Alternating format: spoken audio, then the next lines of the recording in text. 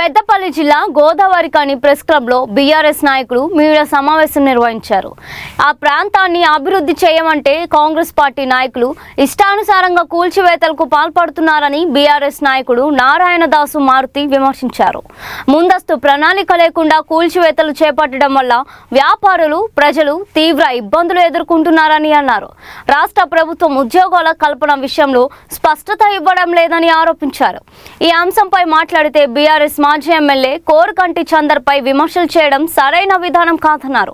76,000 ఉద్యోగుల విషయంలో ప్రభుత్వం స్పష్టత ఇస్తే రాజకీయాలకు దూరంగా ఉంటామని పేర్కొన్నారు. ప్రజలకు నష్టం కలిగించే చర్యలు ఆపాలని డిమాండ్ చేశారు. మేము కూడా ఉద్యోగం 2011 లక్షలు బీటీ బ్యాచ్ అంటే 2004 ఉంటుంది కదా. మేయర్ మరియు గుంతల రాజేష్, మా గౌరవ మాజీ ఎమ్మెల్యే, మా నాయకుల మీద కౌశిక్ అన్న, హరీష్ రెడ్డి గారు, మేమంతా కలిసి ఒక ప్రెస్ మీట్ పెట్టడం జరిగింది. దాని మీద విమర్శలు వాళ్ళ ఇష్టారహితంగా, అంటే ఒక మాట్లాడాలంటే దానికి ఒక పద్ధతి పాడు లేకుండా ఏది నోటికి వస్తే అది, కనీసము అధికారంలో ఉన్న అనే అటువంటి ఇంగిత జ్ఞానం కూడా వాళ్ళకు ఉంటుందో లేదో అర్థమవుతుంది. అసలు వాళ్ళు అధికారంలో ఉన్నారనుకుంటారా, ప్రతిపక్షంలో ఉన్నారనుకుంటారా తెలుస్తలేదు. మా మాజీ ఎమ్మెల్యే గారు ప్రజెంట్ ఎమ్మెల్యే గారికి ఏం సవాలు విసిరిండి అనే దాని మీద వాళ్ళు ఆన్సర్ ఇవ్వాలి. శాత కాకపోతే నోరు మూసుకొని ఊకోవాలి తప్ప, అంతేగాని అది చేయకుండా వచ్చి ఏదో ఇష్టం ఉన్నట్టు ఏది పడితే అది మాట్లాడడం, దొంగలు అనడం, దూరలు అనడం, ఇది అంటే వాళ్ళ నోటికి ఎంత వస్తే అంతే మాట్లాడడం అనేది సబబు కాదని చెప్పి మేము వాళ్ళకి తెలియజేస్తున్నాం. మాజీ ఎమ్మెల్యే గారు అడిగినది ఒకటే, మీ రాష్ట్ర ప్రభుత్వము 76,000 నౌకర్లు ఇచ్చింది, కేటీఆర్ గారు రాజీనామా చేయమని చెప్పి ఇక్కడ ఉన్నటువంటి రాజ్ ఠాకూర్ ఎమ్మెల్యే గారు అడిగితే మా మాజీ ఎమ్మెల్యే కోరకంటి చంద్రన్న కానీ మా నాయకులంతా కానీ కలిసి కూర్చొని ప్రెస్ మీట్ పెట్టే మీటింగ్ అంటే, మీరు ఇచ్చిన ప్రభుత్వం ద్వారా ఇచ్చినటువంటి నోటిఫికేషన్లు కనుక 76,000 కనుక ఉంటే నేను రాజకీయ సన్యాసం చేస్తానని చెప్పి కోరకంటి చంద్రన్న ఒక సవాల్ విసిరిండు. నీకు దమ్ము ఎమ్మెల్యేగా ఉంటే అవి నిరూపిస్తే రాజీనామా చేస్తాడు, నిరూపించకపోతే నువ్వు రాజీనామాకు సిద్ధం ఉన్నావా అనే దాని మీద ప్రశ్న. ఇది ఆన్సర్ చెప్పకుండా ఏది పడితే మాట్లాడడం, ఇష్టం వచ్చిన అటుగా పోతే ఏదో అవసరము నోటికి వచ్చింది కదా, నేను మేయర్ని కదా, లేకపోతే నేను పార్టీ ప్రెసిడెంట్ కదా, ఎమ్మెల్యేతోటి మెప్పులు పొందపోతే ఎట్లా అనే విధంగా అవసరం ఉన్నాయి అవసరం లేని మాట్లాడడం అనేది ఇది సిగ్గుచేటు.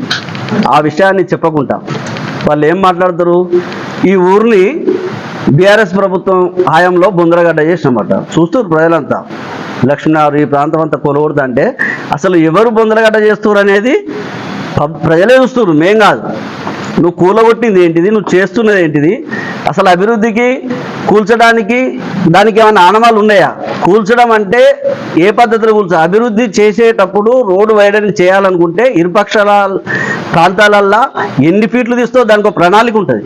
ఆ ప్రణాళికబద్ధంగా తీసి దాన్ని రోడ్ అభివృద్ధి చేసే పద్ధతిలో పోతే అప్పుడు రోడ్ అభివృద్ధి దిశగా మనం వైడెన్ చేస్తున్నానే ఒక కాన్సెప్ట్ ఈ ప్రజలలో కలుగుతుంది. కానీ బొందలగడ్డగా తయారు చేస్తున్న ప్రభుత్వం ఎవరిది అంటే రాజ్ ఠాకూర్ మక్కర్ సింగ్ గారిది.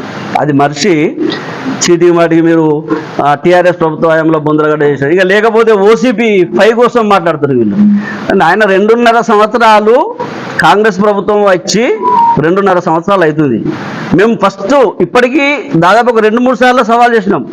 మీ ప్రభుత్వం వచ్చింది, మీ రాజ్ ఠాకూర్కు అత్యంత సన్నిహితుడు ముఖ్యమంత్రి అని చెప్పుకుంటారు కదా, ఓసీపీని బంద్ చేయించండి. మేము వచ్చి కనుక ఎందుకు బంద్ చేస్తున్నాం అని చెప్పి బీఆర్ఎస్ వాళ్ళని అడిగితే అప్పుడు మీరు అడగండి. మీకు శాతనైతే మీ శక్తి ఉంటే మూసేయండి. ఒక మోడల్ ఇచ్చినా ఆ మోడల్ ప్రకారం వాళ్ళు కట్టుకుంటారు. అది లేకుండా నువ్వు కాంట్రాక్టర్లను ప్రొడ్యూస్ చేయాల్సిన అవసరం ఏమొచ్చింది వాళ్ళ దగ్గర? అది చూడు. మరి వీళ్ళందరికీ బస్ స్టాండ్ దగ్గర అయినా కానీ, రాజేష్ టాకీస్ కాడ అయినా కానీ, ఇవాళ మోయిన్ హోటల్ పక్కపంటున్న వాళ్ళందరికీ కానీ సంతోషంగా వాళ్ళందరికీ కట్టుకోమని చెప్పిన ఓకే, ఆ ప్లేసులలో వాళ్ళే కట్టుకున్నప్పుడు మరి శివాజీ నగర్ వాళ్ళు కానీ, ఓల్డ్ అశోక్ థియేటర్ వాళ్ళు కానీ, మరి హనుమాన్ నగర్ వాళ్ళు కానీ వీళ్ళేం పాపం చేశారు? వాళ్ళని కూడా కట్టుకోమనాలి కదా. వాళ్ళ స్థలాలు ఒక్కొక్కరు 5 లక్షలు 10 లక్షలు పెట్టి రేకుల షెడ్లు కొనుక్కున్నారు. వాళ్ళ స్థలాలు అన్యాక్రాంతం అయిపోయి ఇలా ఓనరు కిరాయిదారుడు అవుతాడు రేపు. ఇది చూస్తలేవు. ఇది చూడకుండా మేము ఇక ఎనలేని అభివృద్ధి చేస్తున్నాం. ఏమనంటే చీటికి మాటికి మేము చాలా అభివృద్ధి చేస్తున్నాం, 600 కోట్లు వచ్చినాయి, 800 కోట్లు వచ్చినాయి, ఈ రకంగా చెప్పుకుంటే తప్ప మరి ఈ 600 కోట్లైనా 800 కోట్లైనా ఎక్కడున్నాయో ఒక శ్వేతపత్రం విడుదల చేయి. మేము ముందుగా మంచిగా చెప్తున్నాం.